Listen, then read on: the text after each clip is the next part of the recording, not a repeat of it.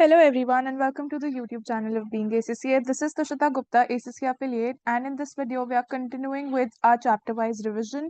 This is chapter number 2, FM environment. I'm warning you in advance that it's going to be a longer video, and the reason for the same is that it's a big theoretical chapter which consists of all of the background knowledge you need to have before you learn what financial management really is. So it talks about the financial management environment, primarily a lot of economics concepts as well, inflation, deflation, and foreign exchange rate systems. So all of that is what is covered in this chapter, FM environment over here. Without any further ado, let's get started. So the first thing which this chapter talks about is your macroeconomic policy. So basically, whenever you talk about economies, any economy, talk about economy like India, an economy like US, an economy like UK. So all of these countries have an economy of their own. Now, in every economy, there's going to be two aspects. One is the macro aspect, and one is going to be the micro aspect. So micro, all of you would know, means small. So this deals with individual units in the economy, and when it talks about, when you talk about macro level of things, you're talking about the bigger picture about what is happening in the nation as a whole. So in the nation as a whole, what you're dealing with, the macroeconomics, is what it is about. So the policy basically is that the government is, setting some objectives. So the government has its own objectives, setting economic objectives, and the government then uses control instruments to achieve those objectives. So, we'll also talk about what objectives the government has, but firstly, the government has set some objectives. Now, what exactly it does to achieve those objectives is what the macroeconomic policy is about. Now, let's talk about what could be the objectives of any government when it comes towards running an economy. So, the objectives, well, first of all, every government wants that there should be full employment. There should be no person who's left unemployed in my economy. Second thing is that there should be economic growth. Everyone wants growth, everyone wants to make more money. So, economic growth is another objective. Number three is distribution of wealth. So, basically, it means that wealth should not get accumulated with only one or two rich people. Everyone should have wealth with themselves. So, there should be an equitable distribution of wealth. And then there should be a control on inflation, which is limited inflation. Now, some amount of inflation is definitely needed in an economy because it is inflation which really, helps to grow things as well. But too much of inflation is bad. Hence, limiting inflation is another objective. And the last objective is a solid BOP, which is balance of payments, in which you talk about exports, imports. So everything that's got to do with the foreign exchange element, that should be solid. There should be a balance when it comes to the payments. All right. So these are the objectives of macroeconomic policy. Now, we also study how global economic events impact on all of the, economies as a whole. So global economic events. Just to give you an example, a very recent example, COVID-19 happened. So COVID-19 affected the entire world. All of the economies around the world were affected. Some were, affected in a good way, some were affected in a bad way, mostly bad way, right? So this is what, how global economic events, even though nobody could forecast this, nobody could predict this, but this happened and this affected a lot of countries around the world. Similarly, when it comes to another economic event, which is the Brexit, which is, the Britain exiting from your European Union. So this is also something which impacted their economy. UK's economy was adversely affected, as well as, European Union's economy was affected, and this caused things globally as well. So this is how some global economic events can also affect the country's economy and the policies that they make accordingly. Then when you talk about the government's policy has two aspects. First aspect is the monetary policy. And the second aspect is the fiscal policy. Now, when it comes to the monetary policy, as the name suggests, it deals with primarily the supply of money. And on the behalf of government, the central bank runs this policy. So if I talk about the case of India, in India, our central bank is RBI, which is the Reserve Bank of India. So on behalf of the Indian government, the central bank, which is the RBI, operates the monetary policy. So over here, this primarily deals with supply of money, talking about inflation. Then there will be the rates in the economy, different rates, repo rate, reverse repo rate, open market operations. We'll go about these later in detail as well. So this is what monetary policy is about. And then fiscal policy primarily is about the government's, how government earns and how government spends. So basically, government manages these policies themselves. And this has two aspects again. So income, or you can say the revenue for the government, is nothing but the money that they get from taxation. So revenue primarily comes from taxes. And then the other aspect is expenditure. Expenditure primarily, could be the public expenditure that a government does, building roads, hospitals, schools. So all of the public expenditure that a government does forms a part of your fiscal policy. Now, what could be, the problems when the government tries to do anything with the policies that they have? So the problems, number one, could be a time lag. So as soon as I try to, do something in my economy, it's going to take some time before I take an action and that thing, actually comes into play. And what I want to do with that policy actually happens. So there's going to be a time lag always. Then ineffective credit control in global modern economy. Now, what do we mean by this point is that, we are living in a globalized world today. It's full of technology. All of the countries are, just uh, uh, communicating with each other with the help of internet. We are practically a global village at the moment. So, credit control, even if I set some rules and regulations in my country's people are going to approach, foreign countries, banks, and financial institutions, and probably they're going to get the credit. Even though I, in my country, do not want those people to have credit, but they still might get it because we live in a modern global economy. And then the relationship, another problem is that the relationship between your different interest rates, between different interest rates is also, different rates is unpredictable. So we could probably, some data shows us that there's a correlation of maybe 2 to 3% between your interest rate and your inflation. But then you make some decision on the basis of this, but this relationship changes. So this is another problem that arises when it comes to the policies that the government frames.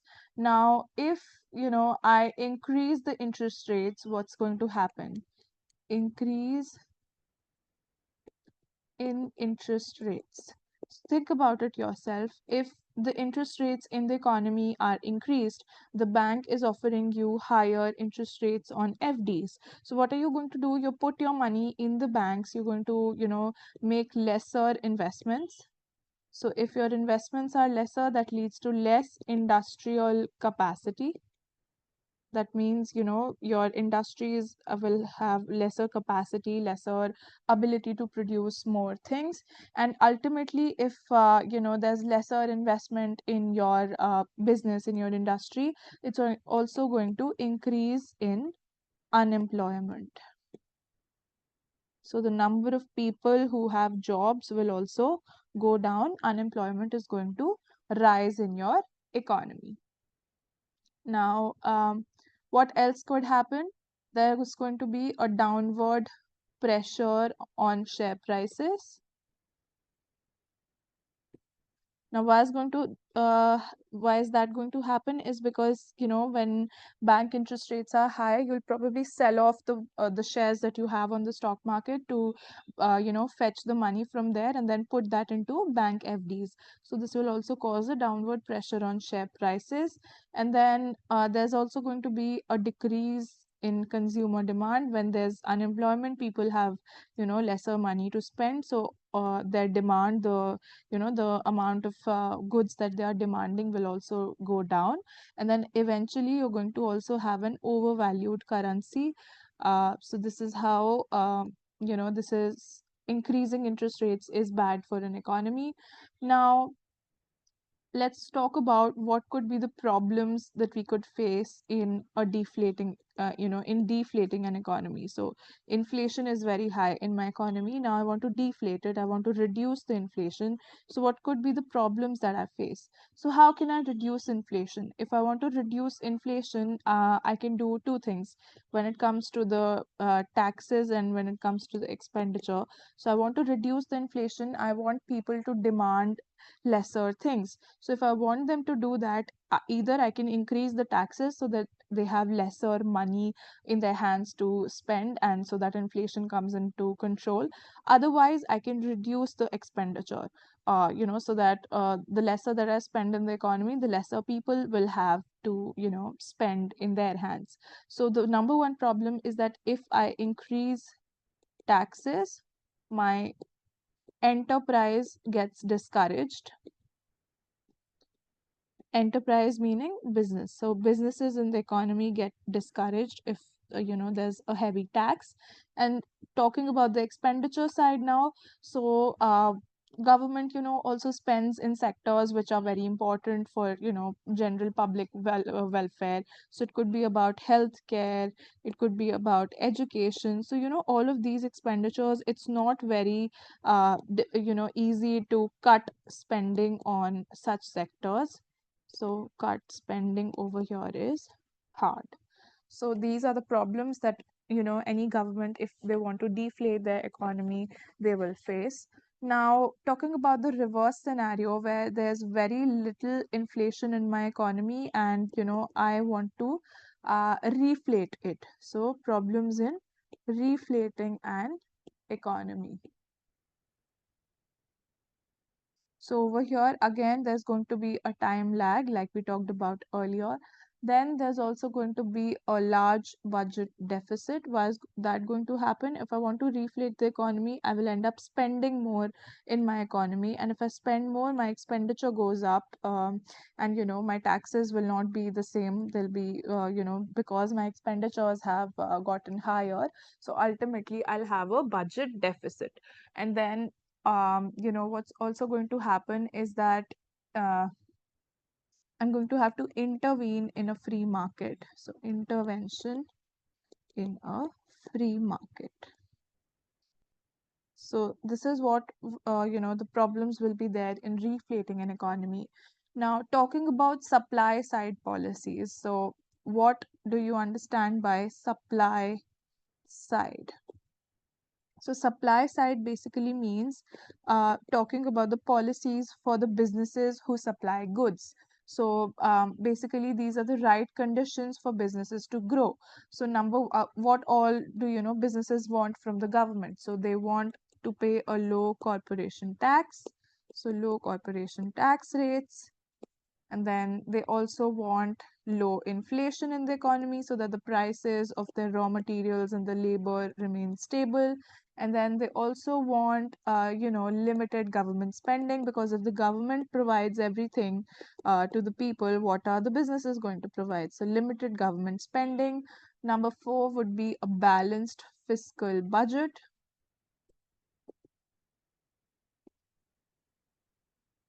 And then they would also want deregulation of industries so that it is not very difficult for the businesses to comply with the laws or have so high compliance costs. So deregulation of industries. And then another thing could be reduction in the power of trade unions, because trade unions usually hamper the profits of businesses. They sit on those strikes and get their demands met by the business owners. So reduction in power of trade unions is one more point over here.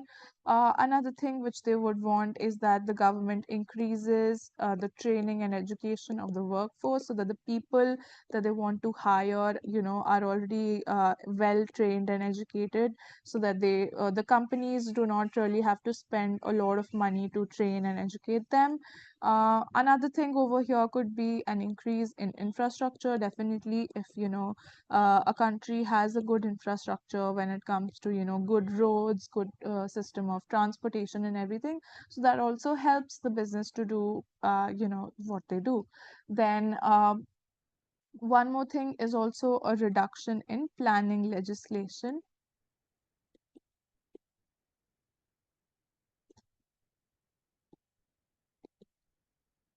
So this is another point which pertains to reduction in the costs that business have to comply to whatever the rules and regulations are in a country. Now, what could be the problems with supply side policy? Again, so problems over here would be, number one, there will be a time delay.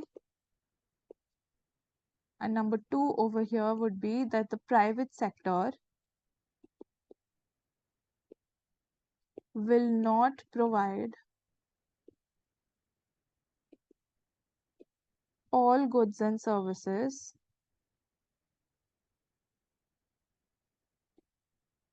required by the society.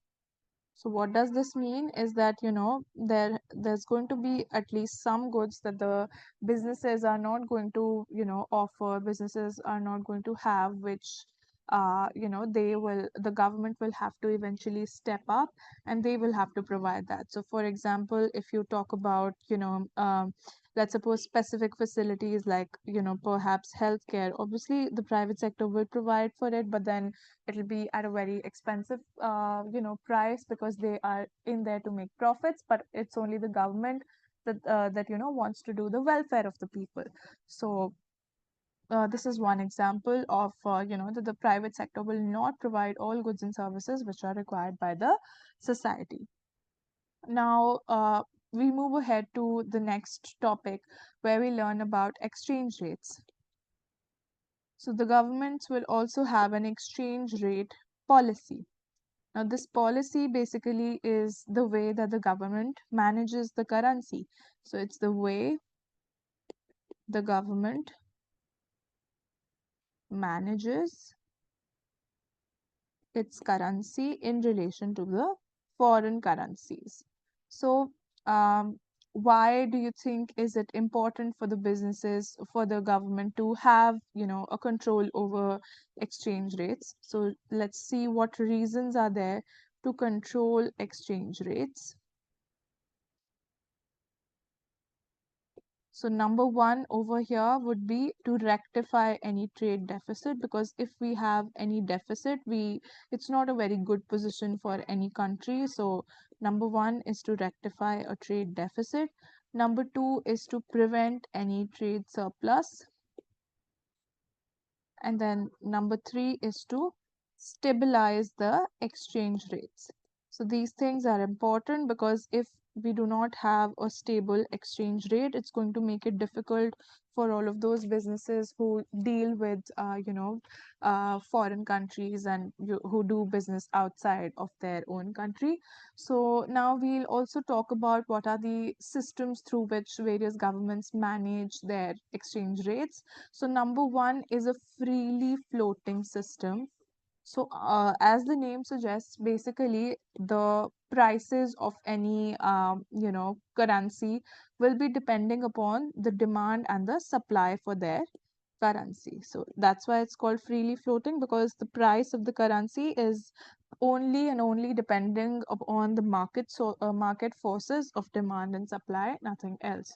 Now, talking about this kind of an exchange rate system, you'll always be in an equilibrium. Your currency is never going to be overvalued, and it's never going to be undervalued. And how is that? Let's suppose in a scenario where your imports go very high. So if your imports are very high, that means the supply of your currency is more than the demand of your currency, because if your people are importing a lot, they will sell off their own currency to buy the currency from which they are importing. So the supply of your currency is more than the demand of your currency. So what's going to happen is that it's going to depreciate whenever something is available in a very large quantity, the price goes down. So it's going to depreciate, and once your currency depreciates, basically it's going to boost the demand for your exports.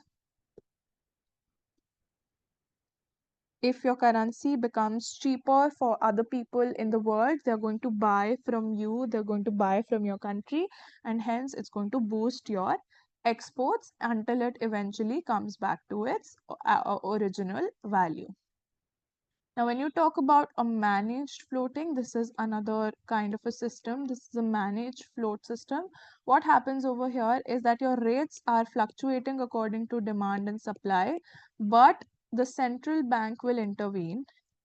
Central bank will intervene when it comes to major fluctuations. So if at all, you are living in an economy and it's going, in the right range when it comes to the demand and supply, it's going to be afloat pretty much. But if at all there's, any major fluctuation that happens, then, the central bank of the country will intervene and they will do the, necessary things that they have to do to bring it back to the normal range under which your exchange rates are normally lie. Now, another kind of system which we learn is going to be your fixed exchange rate system. Fixed exchange rate system. Now, as the name suggests over here, the exchange rate is kept fixed, against the rate of one currency. Rate of one currency or a basket of currencies. Basket of currencies basically means that I've fixed the proportion that my 1 rupee is going to be based on 50% of GBP, which is the Great Britain pound, then 20% of the US dollar, and then 30% of the Canadian dollar. So this is how my currency's value is dependent upon the value that each three of these, the basket of these currencies have. So what will happen over here is that the rate is kept fixed, so there will be no fluctuations allowed. So as soon as the rate begins to fluctuate, your central bank is going to intervene. Central bank will intervene and they will bring it back to the fixed rate. This is what happens in a fixed exchange rate system. And the last type which we have is the crawling peg system. Crawling peg system. Now what happens over here is, as the name suggests, there's a peg which keeps crawling. So basically it's a variation of your fixed exchange rate system where your exchange rate is allowed to fluctuate. It's allowed to fluctuate, but only within a relatively narrow range. Within a relatively narrow range. Right. So let's suppose I have fixed that one US dollar is going to be equal to 25 of my currency. So let's suppose I live in Zimbabwe. So $25 of my currency. So it's allowed to fluctuate, let's suppose, between 24 and 26. But as soon as it comes to 23, my central bank will intervene. And as soon as it goes to 28, again, my central bank is going to intervene. So this is what you mean by a crawling peg system. Now we're done with the types of exchange rate systems that there can be. Now let's talk briefly about inflation.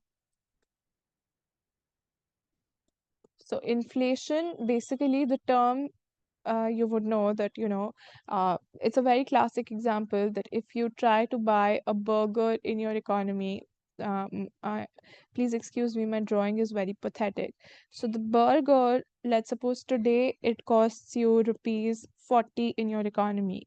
10 years from now, the price is not going to be 40 rupees. Probably, if you go out to buy a burger 10 years from now, you may have to pay 45 or maybe even 50.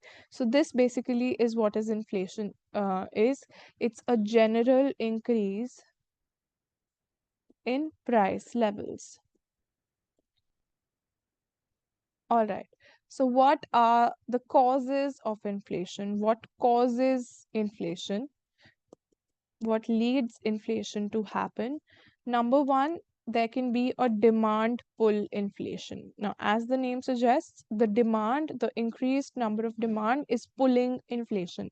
So, your demand over here is greater than your maximum output. Let's suppose we live in an economy where your economy can produce 10,000 units, but the people in your economy are demanding 11,000 units. So, this is where inflation is going to take place because people are demanding more, you have lesser to fulfill their demand. So that's why there's going to be an inflation over here. Another thing could be a cost push inflation. So, as the name suggests, the cost is pushing the inflation up. So, this happens primarily because increase in raw material prices. Now, let's suppose we were making burgers and, suddenly the cost of fruits and vegetables is increasing. So, let's suppose it used to cost me 10 rupees per kg for, let's suppose, tomatoes, and now that same is causing me 12 rupees per kg. So this is how, an increase in the prices of my raw materials is eventually going to push up my cost, and then because my cost has risen, I will increase the selling prices, which is going to lead to inflation in my economy. So, the next thing that we talk about when it comes to financial management environment, so we always have financial intermediaries in every economy. Now, what do we mean by financial intermediaries? So, intermediary is any person who comes in the middle. So, there are two people who want to do business with each other, but they do not really know each other. So, what happens is to bridge this distance that's there, there's an intermediary. So usually this person is called a broker, or any intermediary who helps to connect these two people together, because they don't know each other, but this person knows A also and this person knows B also. So basically this is nothing but organizations. Financial intermediaries are essentially organizations which bring together potential lenders and potential buyers. So let's suppose, sorry, potential borrowers. So let's suppose I am person A over here and I have, some surplus money lying with me. I have, let's suppose, 50,000 rupees as savings, which, I saved over a period of some time. And now I want to put it to some use. I do not really have any use. I do not want to buy anything at the moment. So I'm looking to invest it somewhere.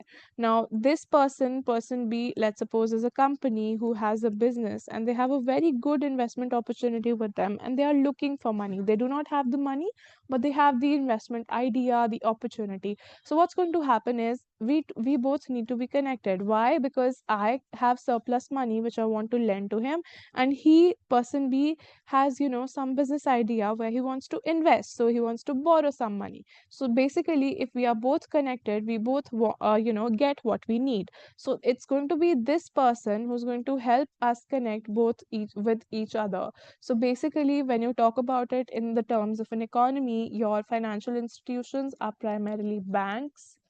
So it could be commercial banks, merchant banks, building societies, and insurance companies, trusts, pension funds. So all of these companies that you have in an economy are nothing but your financial intermediaries.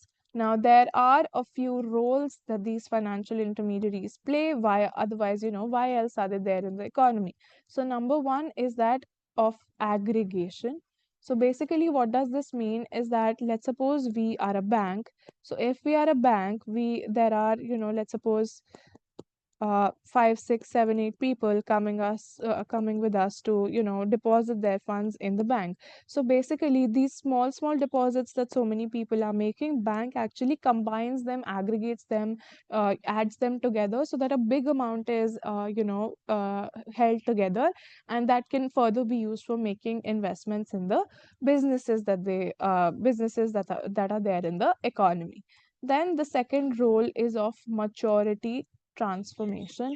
Now, what does this mean is that, when it comes to the loans that the banks give, so basically, let's suppose you have taken a long term loan, let's suppose for 10 years. So basically, let's suppose these people are making short term deposits. Perhaps someone is going to withdraw in 1 year, someone is going to withdraw in 5 years, someone is going to withdraw in 7 years. So what happens is that one person deposits, he withdraws, and then another person will come and deposit for maybe the same period for a different time period. So the maturity, the different maturities that are there when it comes to deposits, all of them gets transformed because they have a repetitive or a continuing stream of short term deposits, through which they are helped to be able to be lent for long term. So this is how they transform the maturity. Number 3 is risk diversification. So this primarily means that each borrower that is there, uh, let's suppose if a company has taken a loan and this loan was for a big amount of $10 million. So this $10 million belong to a lot of small people. So the risk that some person is going to lose their money gets minimized. So let's suppose it's 1 million, 2 million, and then 5 million, and then one and one. So basically, what happens is, even if this person goes away, they're only going to, lose the proportion that they have invested, and comparing it to a scenario where only this person had lent the entire 10 million. So basically, there's a risk diversification. Risk of each borrower is spread across many lenders. All right. And the fourth function that they have is that they give you liquidity through the multiple options that they give you with regards to debit cards, payment gateways, and so many other things, overdrafts and everything. They help with liquidity. Then, last but not the least, is hedging. So, hedging primarily is talking about the risk factor. So, there are contracts like forwards, futures, options, which are again dealt with in very detail when it comes to the further areas of our syllabus. So, wait for that. We're just introducing this over here to tell you that this is one of the role that the financial intermediaries play in an economy. Now, we are done with this sub area as well. Now, let's move to the financial markets. So, when it comes to the financial markets, markets are of two types. Number one is your capital market, and number two is your money market. So, as the name suggests, capital market is where people will go for medium and long term funds. So if I need money for, let's suppose, 5 years, I'm going to have to go to the capital market. And money market is where people go for short term capital. So let's suppose I need money for 5 days, 7 days, lesser than a year, I'm going to go to the money market. Now, when it comes to capital market, it again has two further bifurcations. Number one being a primary market, and number two being a secondary market. Now, what do we mean by these two markets? As the name suggests, primary. So, if a company is not listed on the stock exchange, if a company is, privately funded so far, what happens is they sell securities for new funds. So these are going to be new securities. Any company who's not listed, who does an IPO, so this is done through a primary market. Now, secondary market is for trading, is for buying and selling of existing securities. So like in India, we have the National Stock Exchange, the Bombay Stock Exchange, all of these are secondary markets. Now, we had discussed that there are two types of markets, capital and money. So now we are first talking about the money market. Like I told you, this is a market wherein people go for short-term capital. So there are a few instruments which are traded in the money market, which we shall learn about. So number one instrument is your certificate of deposit. Certificate of deposit. It's also called a CD in short term. Basically, what this means is that this is an instrument which will be issued by a commercial bank. So, this is issued by commercial banks. There's a fixed interest that the bank pays you on a certificate of deposit, and it will also have a specified maturity date. That means the day on which bank is giving you the certificate of deposit, they will also give you the date on which this security is going to get redeemed. So let's also talk about the duration. The duration is any time between 1 month to 5 years. And this is also a negotiable instrument. What do we mean by negotiable? That this can be bought and sold on the market before its actual maturity. Then talking about repo agreements. So these are nothing but your short-term loans. Short-term loans. Duration is usually between a day to 2 weeks. So basically what you do over here is that you sell securities to investors, and while you are making that sale, you are also entering into an agreement. So with an agreement to repurchase the same on a fixed price, at a fixed price on a fixed date. So what essentially happens over here is that maybe you need money at the moment, you have some asset. What you do is you sell it to me. You come and you sell that asset to me. Now I have bought this asset from you. Now what happens is you will say that I only am selling you this because I need money at the moment. 2 days from now, I'm going to come back and buy it from you at rupees 100. So this is what a repo agreement is. Basically, when you're selling something to someone, at the same time you are agreeing to repurchase the same thing back from the same person on a fixed date at a very fixed price. Then the third instrument is a municipal note. Now, what do you mean by a municipal note? It's basically a short-term debt which is issued by cities in anticipation of future tax receipts. Anticipation of future tax receipts. Now, what happens over here is that let's suppose we all have municipal, bodies in our localities. So they have certain revenues which come to them in the form of municipality taxes and everything. So maybe they want money at the moment, but there's some expenditure which they need to do right now. But the money that they are collecting through taxes comes later. So what happens in that scenario? They issue these loan notes, they issue this debt, and they will promise to repay you back once they have the tax receipt which they are anticipating. Then the next instrument which is traded on the money market is a bill of exchange. So I'm sure if you're a commerce student, you have heard of this term before. It's nothing but a short-term instrument. So primarily it is used usually in international transactions. Now, basically what happens over here is that it's a written order that the seller will give. So a seller is going to give a written order to the buyer. So buyer has to basically pay the money to the seller. So what happens is the seller writes a written order to your buyer requiring this buyer person to pay the money on demand or on a future date. So basically, there's a note that they write and send to this person that you're supposed to pay me rupees 5,000 on, let's suppose, 30th of May. So this is what a bill of exchange is going to look like. Now the seller is going to have two options. Either he can immediately get it, cashed by discounting it, or he can hold it till maturity. Then the next type is a commercial paper.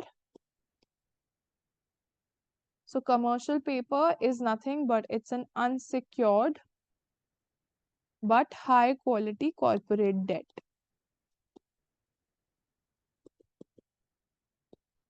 Corporate debt. Now, what will happen over here is that the companies who have very good credit rating, only they are allowed to issue commercial papers. What they will do is they will sell it at a discount. So these are sold at discount. They do not give you any interest, so 0% coupon on these. And this helps companies to quickly raise a large amount of finance. But like I told you, it's only available to companies who have very good credit ratings.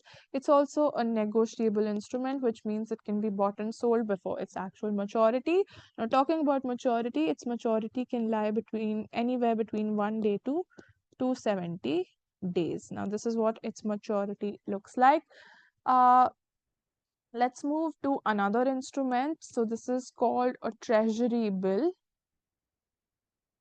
Now, what's a treasury bill? It's nothing but a short-term debt obligation of the national government. So the government is, issuing these treasury bills to the public. Usually, this will be for a period of 3 to 12 months. Always and always remember that they are issued at discount, and then they are carrying zero coupon. So they do not give you any interest because they are issued at discount and redeemed at their nominal value.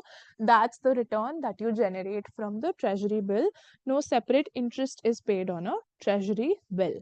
Now moving towards one more instrument, this is called banker's acceptance. So basically what happens over here is that this is a short-term debt issued by the company. So what happens over here is that this is guaranteed by the commercial bank. It's issued at a discount. And then again, there's zero coupon. Again, it's negotiable. And it is primarily also used in your international trade. These are safe investments because these are backed by a commercial bank. If the person who has issued this debt defaults, the bank will pay you the money. And if you talk about the duration, it will lie anywhere between 30 days to 180 days. Now, talking about the last instrument over here, which is going to be a money market derivative. Money market derivative. So basically, these are derivative products which derive their values from other instruments. So they derive value from other instruments like certificates of deposits and T-bills. We will always talk about derivatives in the further chapters that are to come. So stay tuned for that, and we'll learn about derivatives in a whole greater detail. Now that we are done with the money market, there are also, international money and capital markets. So let's talk about that as well. So it's primarily the large companies which can use international money and capital markets. So the two names which are there is, number one is the euro currency market, and then you have a euro bond market. Euro bond market. So euro currency market is basically your international money market, and euro bond market is nothing but your international capital market. So when I talk about euro currency markets, basically it's nothing but the currency which is held by individuals and institutions outside the country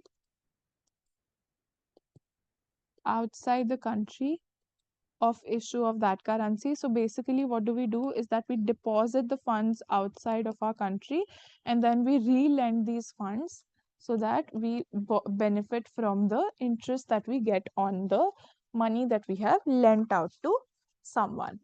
Now, when it comes to the euro bonds are basically raised by international companies. What happens over here is that you sell, your shares to investors in several countries. So you will be able to do it in several countries at the same time. And over here, your term is going to be anywhere between 10 to 15 years. And then it's the borrowers who should consider the exchange rate risk. Right. So this is regarding the euro currency and eurobond markets. Now, when it comes to financial markets as a whole, basically markets have, they can be efficient, they can be perfect. So what is the meaning of different forms of efficiencies in the market? So basically, an efficient market is going to be a market. Efficient market is going to be that market where your market prices are reflecting all available information. So your market prices reflect all available information. Now, there's one more terminology which is called a perfect market. Now, which market is going to be called a perfect market? So it's going to be the market where, your market is responding immediately to all information which is made available. So your market responds immediately to all information made available. That means as soon as there's some news in the market about any company, the share price is going to respond to the same news. If it's a good news, the share price will go up. If it's a bad news, the share price is going to go down. Now, when it comes to the efficiencies the market have, there are multiple sorts of efficiencies which markets have. So the number one efficiency is your allocative efficiency. So like the name suggests, allocative, basically this means that the funds should be, first given a priority. The companies which are, producing the best returns, so the best companies should be attracting the funds. So if at all a company is generating good return, they should be the first one to get the money allocated to them. Then let's talk about operational efficiency. So like, whatever we do in operations, basically, if you are, let's suppose, an investor in a market, you will want low transaction costs, and you will want a high liquidity because if you hold some shares and you want to sell that off to get some money, you will want liquidity in the market, because only if the market has liquidity, the buying and selling keeps on going in the market, only then will you be able to sell off your investments easily. And also you will want a convenient trading platform.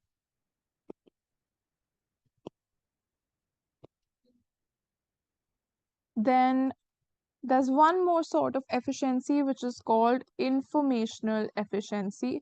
So this primarily means that all relevant information should be available to all investors at a low cost. So all info should be available at a low cost to all investors.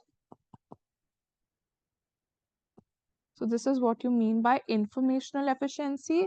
Then there's one more called pricing efficiency. Like the name suggests, the share prices should be priced according to their value. There should be no overvalued shares. There should be no undervalued shares.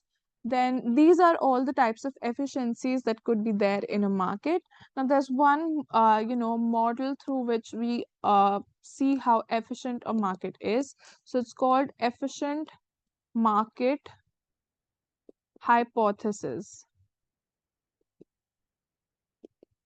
So under this model which we have, which we call as efficient market hypothesis, we primarily have three types of, efficiencies that are there in a market. So how efficient a market is, there are three categories, defined for the same. So one by one, we will be speaking about these three different categories, how efficient a market can be. So first of all, let's start off with the weak form efficient market. So it's a weak form efficient market. So like the name suggests, the efficiency is not very high. So if efficiency is not very high, what's going to happen is that in such a market, the share prices reflect only your historic, record of past prices. So it reflects all information contained in record of past prices.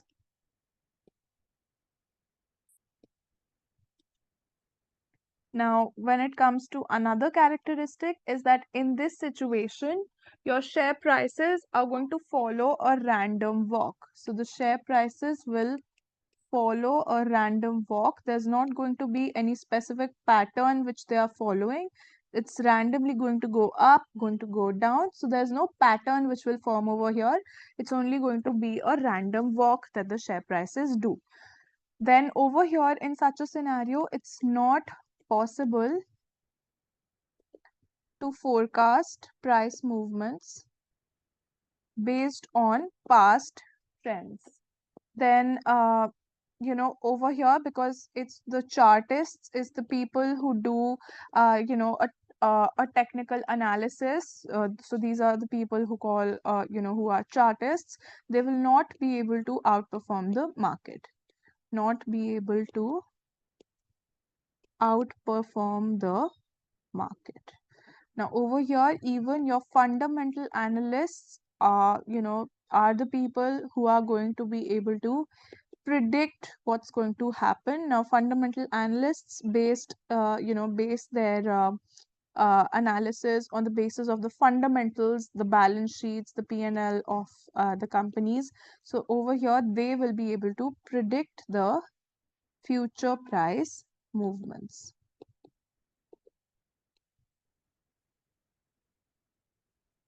Now let's talk about the second sort of efficiency, which is called a semi-strong efficiency. So under a semi-strong efficiency, what's going to happen is that your share prices will reflect all publicly available information.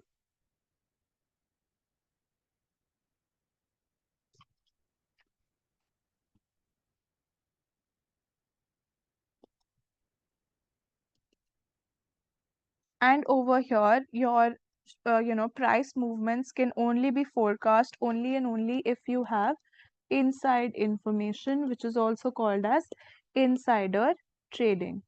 So only if you have some internal information which someone else in the economy does not have access to, only then you will be able to beat the market and make some benefit. All right, so the third and last form of efficiency that we have is a strong form efficient market.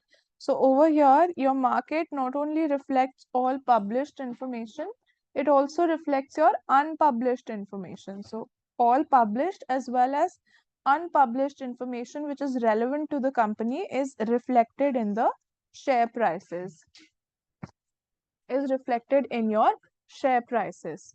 Now, another characteristic which we have over here is that your share prices cannot be predicted through any way, and gains are even not possible through insider trading. So even if you know insider trading, everyone knows all unpublished information also, so no gain can be made over here. Now let's also see in reality, when we talk about the real world. So in real world, which sort of efficiency do markets have? So in real world, all of your major markets have strict laws which will prevent insider trading. So basically, these are semi-strong efficient markets. So to name a few, you have your New York Stock Exchange, NYSE, you have your London Stock Exchange, you have Bombay Stock Exchange, National Stock Exchange. So all of these stock exchanges which we have in the real world are, said to be semi-strong efficient. So this is about the EMH model, efficient market hypothesis model. Now, what are the implications for financial managers of efficiency in the market?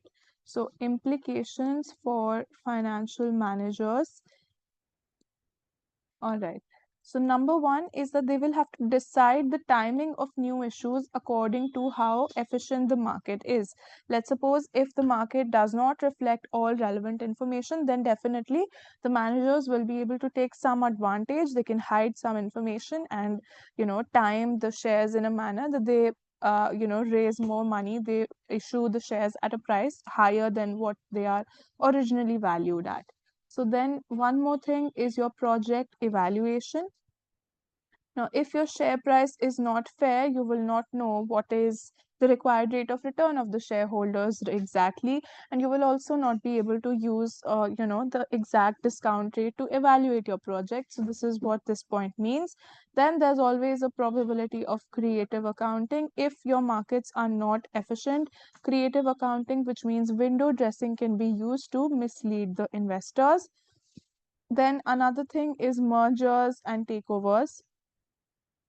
So if your market is not fully efficient, what will happen is that there can, be undue gains which people can make on mergers and takeovers. However, if your market is fully efficient, no one will be able to make any undue gains on any mergers and takeovers. Then fifth point is the validity of current market price. Now, what do I mean with this is that your investors will get a fair risk or return combination if your markets are efficient. So if your markets are efficient, basically investors are getting a fair, risk return relationship. So the amount of risk they are taking, they are getting the returns according to that level.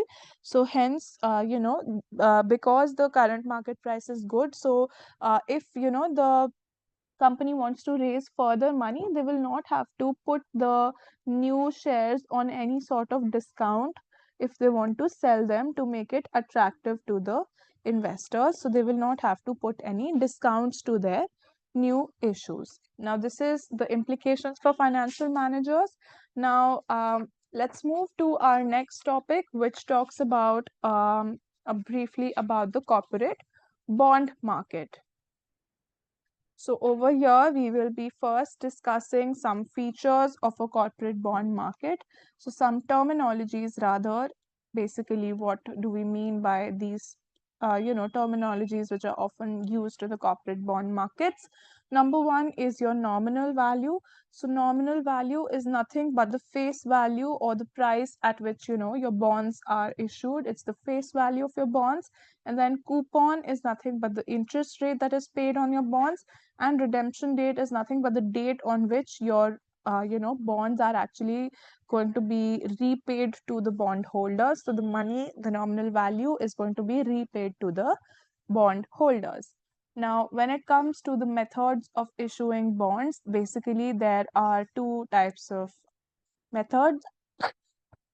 My apologies. Number one is a public issue.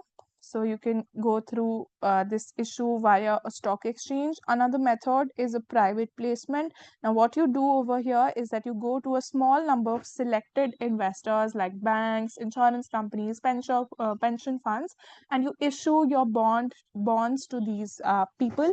And it's cheaper.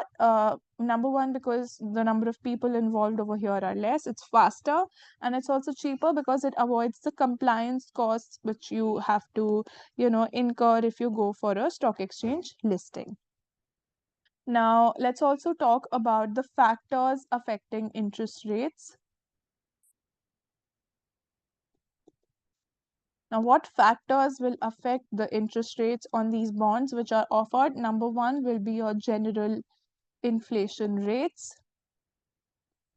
Number two is your level of risk. So the higher the risk, the more interest rate has to be offered to compensate for that risk. So level of risk. Number three is the duration of loan.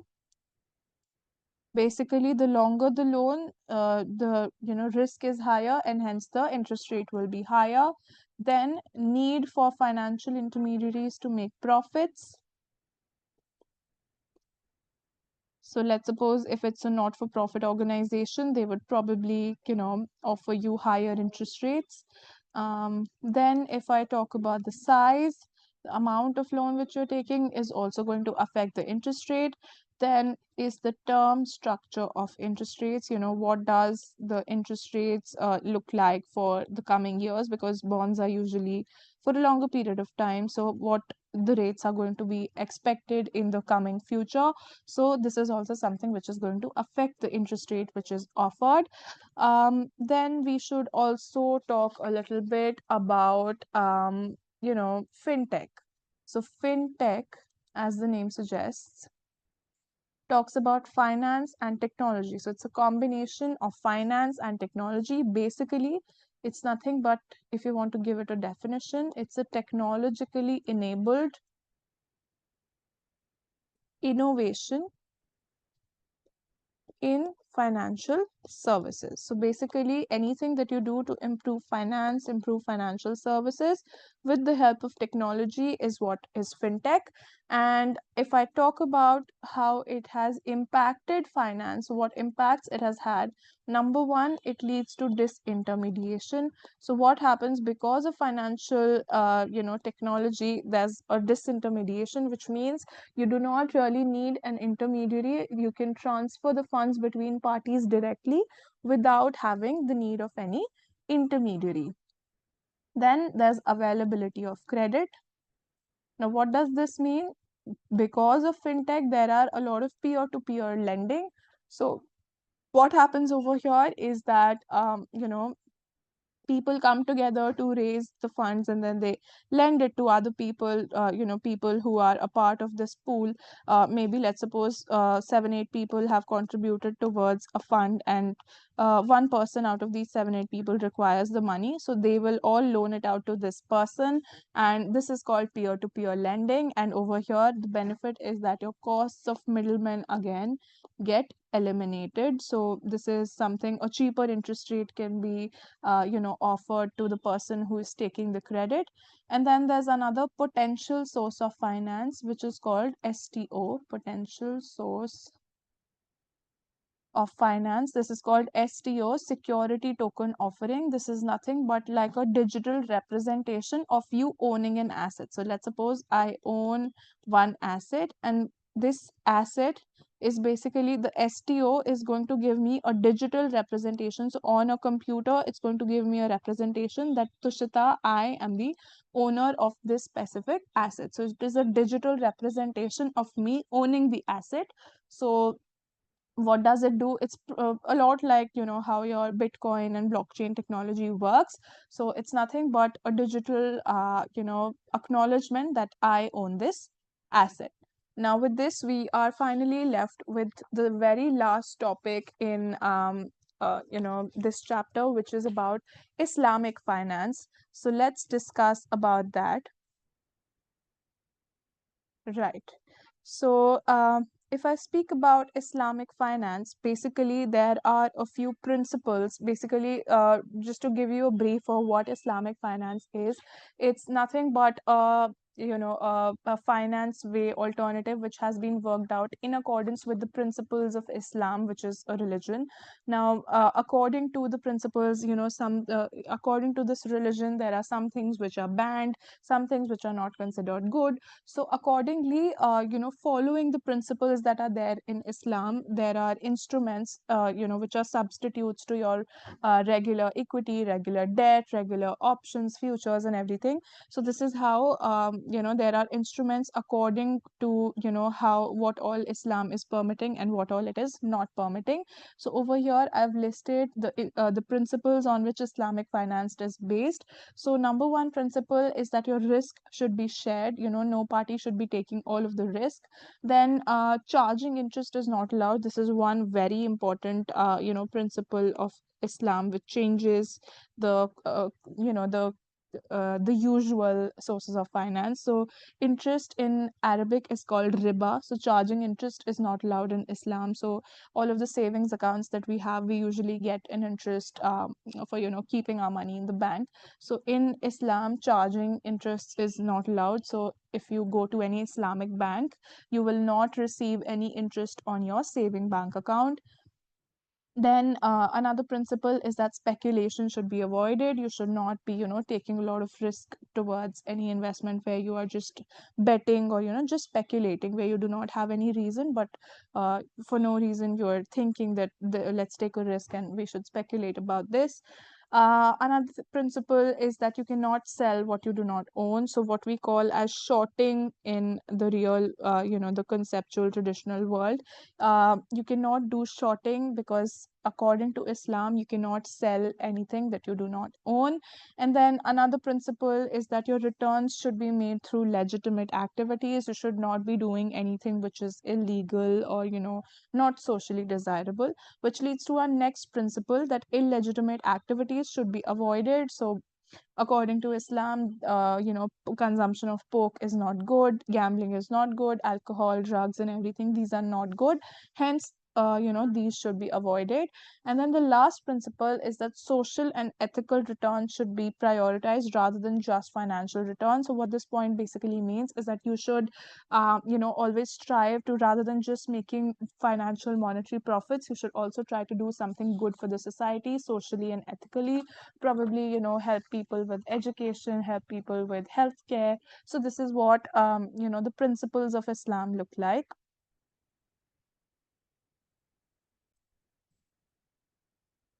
All right, so now that we're done with the principles, let's begin with the instruments.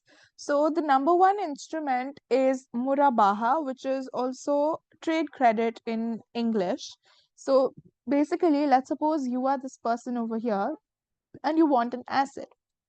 Now, what's going to happen over here is that the bank buys it to you, buys the asset for you on behalf of yourself, and then it sells this asset to you on a deferred price basis on an agreed markup. So, let's suppose this, asset is for $100,000, and you have agreed with the bank that you will be paying for 10 years every year 12,000 each year.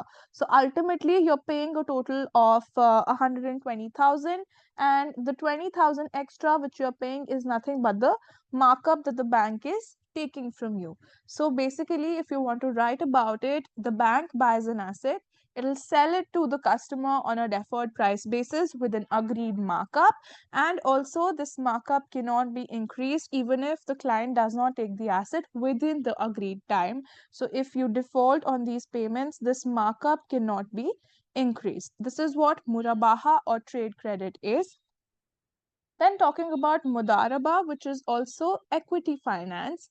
Now over here, what does bank do? The bank provides you the capital, and you being the customer, you provide your expertise and your knowledge. The bank is the one that's giving you a capital. Profits, if there are any, will be distributed amongst you two in a predetermined ratio. Loss will be totally borne by the capital provider, which is the bank. And as you can see, because bank is bearing all of the risk, it is exposing the bank to a considerable investment risk over here. All right. So then the third instrument is musharaka, which is venture capital. So basically, it's a joint venture or a partnership between two people. Now, what happens over here is these two people are sharing the capital. Now, what happens is that the profit will be, distributed in a pre-agreed ratio, which they have decided before they have commenced the business, and losses will be distributed in the relative amounts of equity which they have invested. Let's suppose out of 100%, 70% equity this person has invested and 30% this has invested. So this is the ratio in which they will divide their losses. This is in accordance with the relative amounts of equity which they have invested.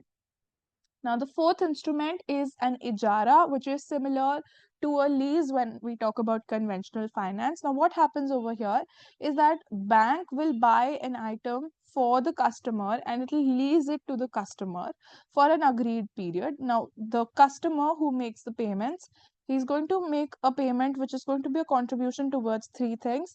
Number one being a contribution to the purchase price. Number two being the rent for the using of the property. And number three is going to be the insurance charges. So these are the three ways towards the customer is going to contribute through the payments that he is making.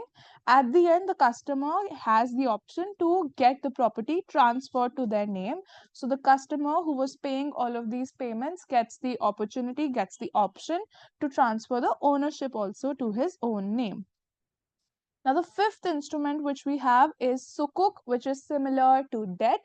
Now, what happens over here is that there are going to be a lot of people who are going to be sukuk holders. So, the return that they get is going to be a share of income which is generated by the project, which has been invested in because of the money that was given by the sukuk holders. So, basically, what happens is that the issuer of sukuk, the person who is issuing the debt, is going to acquire property to lease to tenants. My apologies. Now, once the property has been acquired and has been leased to the tenants, the property is going to give you rental income or any other sort of income. Now, this income is going to be collected by the issuer of sukuk, and then they will distribute it to the holders of the sukuk, the persons who have eventually given you the money in the beginning. Now, this method, this instrument has faced criticism. And why is that? Because since interest is prohibited in Islam, making money on money is prohibited in Islam. It can also be argued that in sukuk we are doing almost the same thing. We are making money on money, which is something which is not allowed in Islam. So this is one criticism that this method faces. My apologies. The next instrument is Qard Hasan or Qardul Hasan, which is a benevolent loan. So basically, one person gives money on loan to another person on a purely goodwill basis. So obviously, because interest is not allowed in Islam, there's no interest that this person is going to charge from this person.